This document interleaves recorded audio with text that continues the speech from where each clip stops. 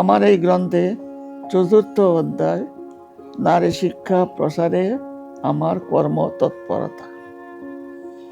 নারী শিক্ষা বিষয়ে আমি বলেছি যে আমার জীবনে যে অন্ধকারাচ্ছন্ন সমাজ, যে মেয়েরা, মুসলিম মেয়েরা স্কুলে যেতে পারবে না, সেই অবস্থা থেকে আবার বেরিয়ে আসার প্রেক্ষিতে আমি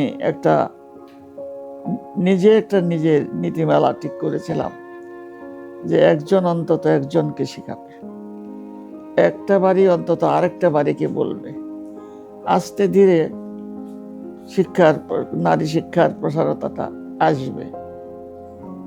আর এইভাবেই সব মেনে নিলে এটা যুগের অন্ধকার হয়ে বসে থাকবে, মেয়েরা কোনোদিন বেরোতে পারবে না। তখন আমাকে আল্লাহ সুযোগ দিল যে আমি প্রধান শিক্ষক হলাম।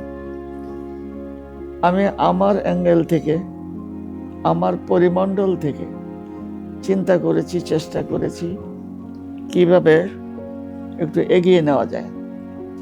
আমি প্রথমত চিন্তা করলাম ছোট আকারে যেটা হোস্টেল বাড়ি বানাই, টিনের বাড়ি, একটা হোস্টেল বাড়ি হলো, এবং ওইখানে আমি নানান জায়গা থেকে ছাত্রী সংগ্রহ করি।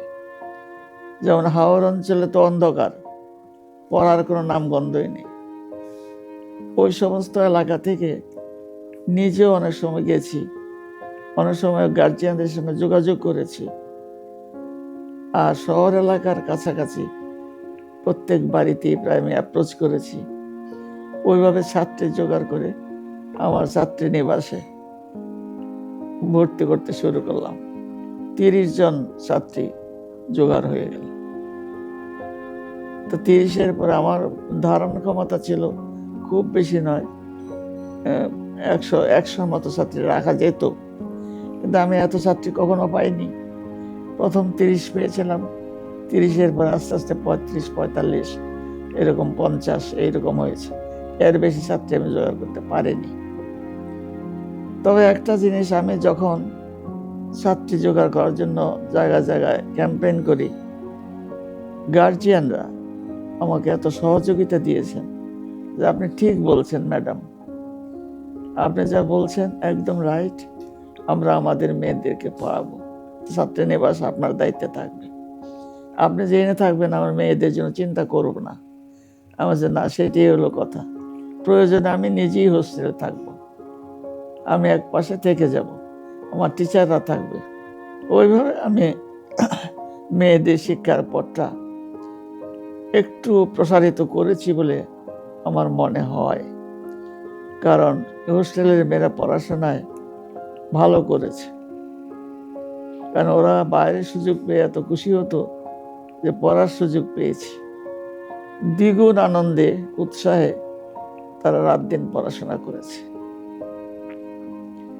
নারীদের মধ্যে, মেয়েদের মধ্যে এই যে একটা শিক্ষার আলোক, এটা মানে আমি মনে করি যে আমার ছাত্রীদের জন্য পরম সৌভাগ্য যে ওরা আমার মতোই দ্বার ভেঙে বাইরে আসতে পেরেছে।